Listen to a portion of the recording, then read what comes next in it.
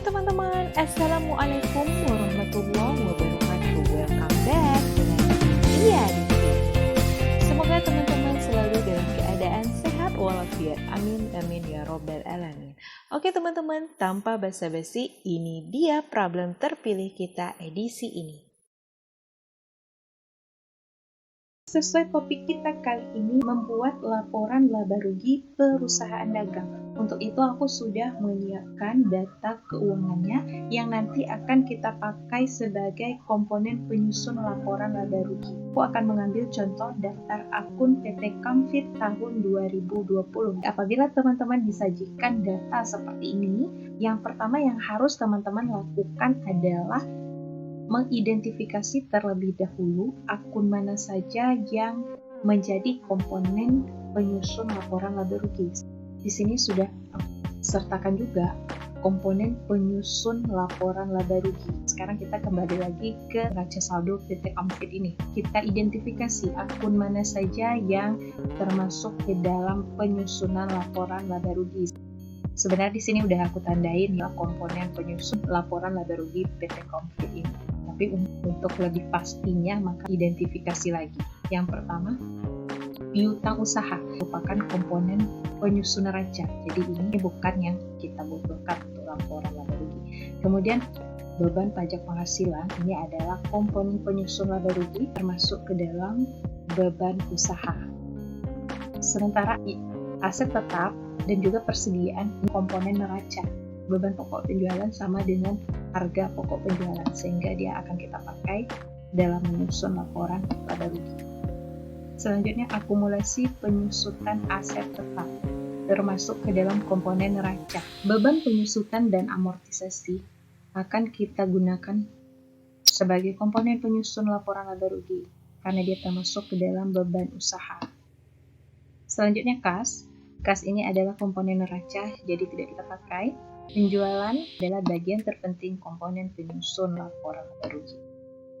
Sementara yang kesemuan ini, aset lancar, aset tidak lancar, ini termasuk ke dalam komponen neraca, saldo laba termasuk ke dalam komponen ekuitas atau modal, sedangkan utang lancar, utang jangka panjang, dan juga bagian utang jangka panjang ini adalah komponen neraca.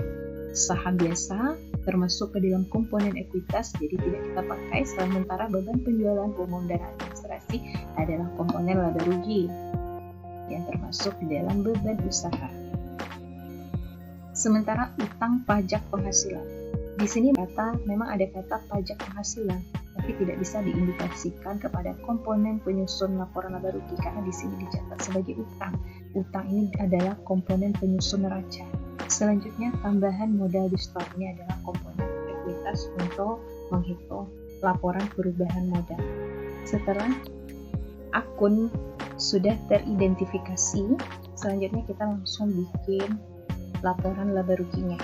Untuk judul, pastikan susunannya yang pertama adalah nama perusahaan, kemudian jenis laporannya, dan yang ketiga adalah periode yang ingin dihitung nilai laba ruginya. Poin pertama yaitu penjualan. Di sini penjualan nilainya adalah 124.940.000. Di sini ya, seperti sama.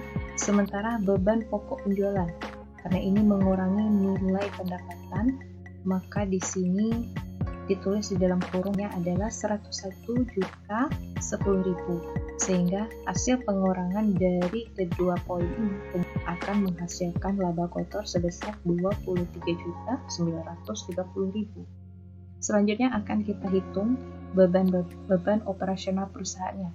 Di sini bebannya hanya ada dua, yaitu beban penjualan umum dan administrasi sebesar 7.280.000. Sedangkan beban penyusutan dan amortisasinya adalah sebesar 1.030.000. Kemudian beban ini kita total. Di sini ditaruh di dalam kurung karena sifat dari pertambahan beban ini adalah mengurangi laba kotor yang ada di atas. Ya.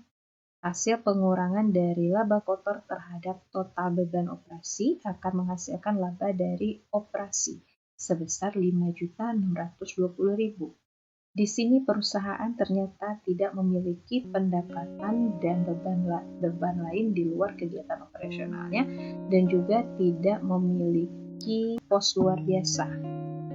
Laba dari operasi akan langsung dikurangi dengan beban pajak penghasilan sebesar Rp2.150.000 sehingga memperoleh laba bersih sebesar Rp3.470.000. Artinya laporan laba rugi PT Komplit bersifat positif. Oke teman-teman, insya Allah di kesempatan lain akan aku buatkan laporan perubahan modal dan juga laporan neraca. Sekian dari aku, semoga bermanfaat. Assalamualaikum warahmatullahi wabarakatuh.